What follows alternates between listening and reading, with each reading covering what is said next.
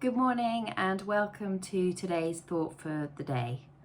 I'm reading Mark chapter 7 verses 31 to 37. Jesus heals a deaf and mute man. Then Jesus left the vicinity of Tyre and went through Sidon down to the Sea of Galilee and into the region of the Decapolis. There some people brought to him a man who was deaf and could hardly talk, and they begged Jesus to place his hand on him. After he took him aside, away from the crowd, Jesus put his fingers into the man's ears. Then he spat and touched the man's tongue. He looked up to heaven and with a deep sigh said to him, "Ephphatha," which means be opened. At this, the man's ears were opened, his tongue was loosened, and he began to speak plainly. Jesus commanded them not to tell anyone, but the more he did so, the more they kept talking about it. People were overwhelmed with amazement. "He has done everything well," they said. "He even makes the deaf hear and the mute speak." So, this is, I love this passage. It's such an interesting passage, and it's worth looking up various commentaries to see what they say about it, and they're quite detailed, so I'm not going to go into all of that now, but it gives a really good explanation and background to this particular healing. One commentary suggests that Jesus made this detour to this place because he actually changed his route and went quite far up north.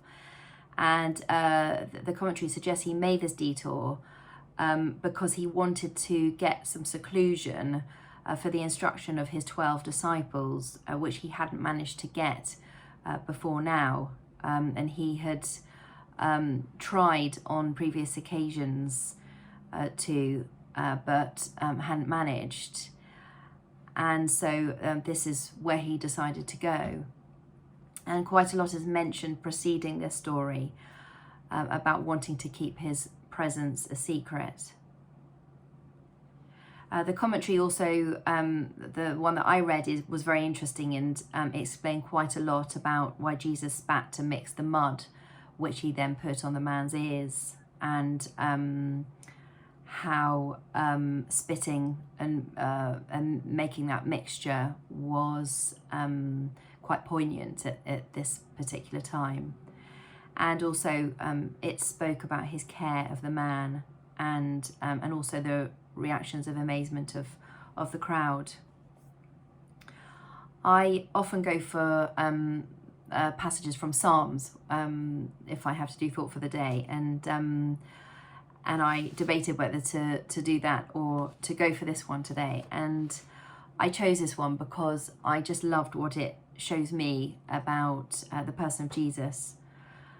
I don't know about you, but I often think to myself, what do I actually believe?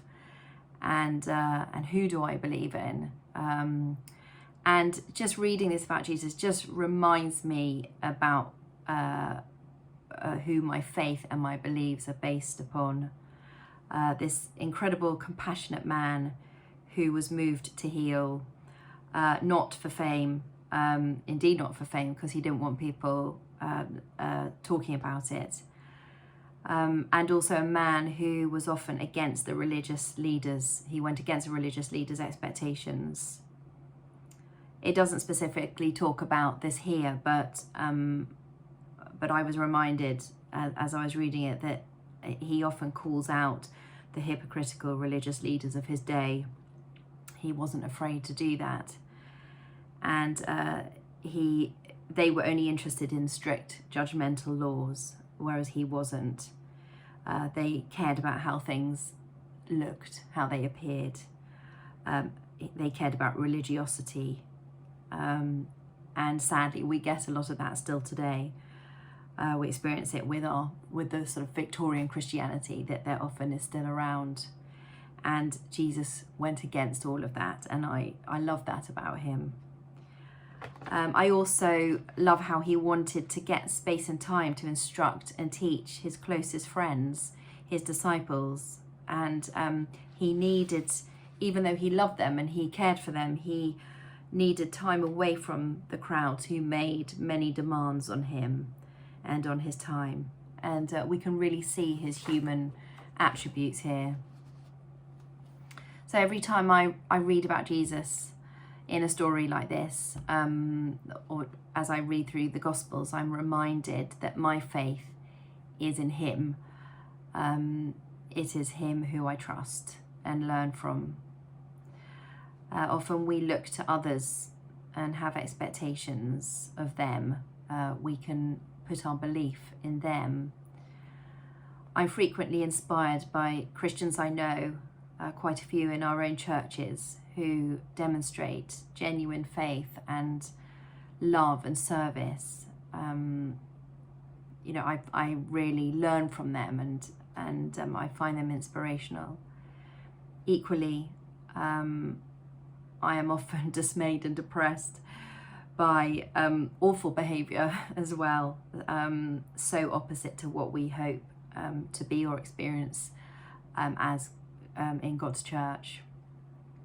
But reading these passages about Jesus reminds me that we certainly don't put our faith in people, but in Jesus Christ, God's Son, and indeed God in human form. Jesus shows us what God the Father is like. I hope you find the same encouragement from reading about Jesus in the Gospels. Have a great day.